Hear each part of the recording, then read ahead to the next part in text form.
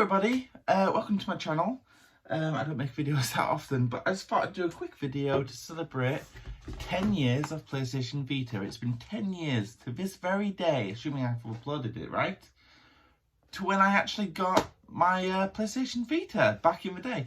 So I thought I'd do a little bit of an unboxing. Some of the items in the box I've just lost through time, or they're just downstairs in the box somewhere, because but I just thought I'd just do a little bit of a, opening it up, because this is still, I still use the original PlayStation Vita I bought 10 years ago today on a regular basis, and I love it so much. So let's take a look. Okay, so let's get the show on the road. PlayStation represent. So this is the box for the Vita back in the day. I'm not sure how much it's changed since then. If you look on the back, we've got Wipeout, which, I actually have a copy of that right here. Wipeout, one of my favourite racing games. Touchscreen, ooh, you can touch the screen, stay connected. Superior Gaming, Uncharted. I also, guess what, have that game and got the Platinum too.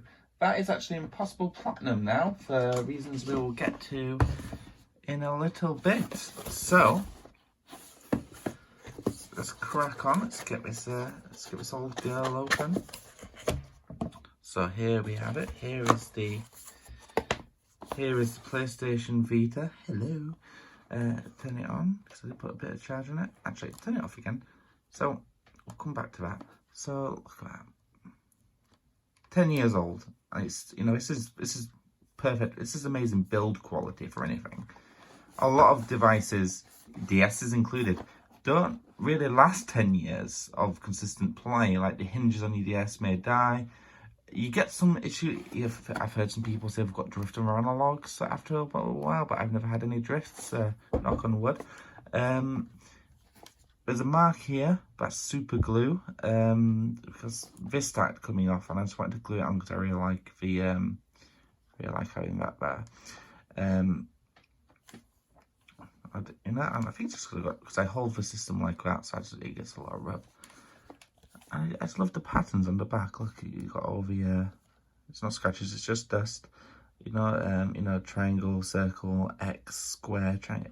It's first time in Sony consoles that they were really making a push on the logo of that is the the buttons of the actual controller beyond the actual button shapes.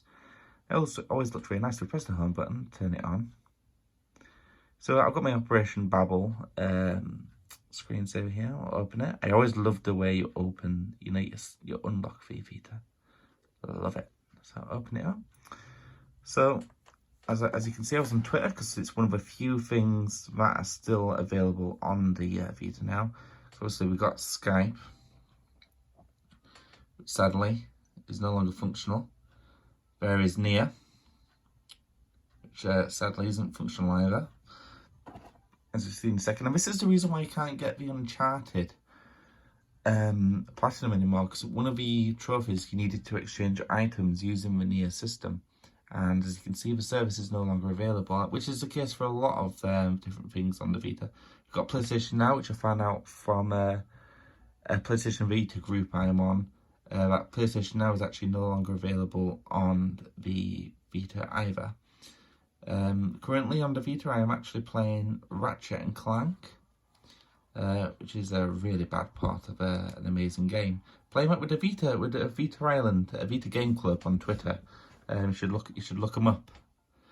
But yeah, it's such an amazing system. It still runs really well. You can still do remote play. It's still got a really good camera. Let's turn the camera on. There we go. And hey, you can see me. And I'll just swing the camera around for remember how. There we go.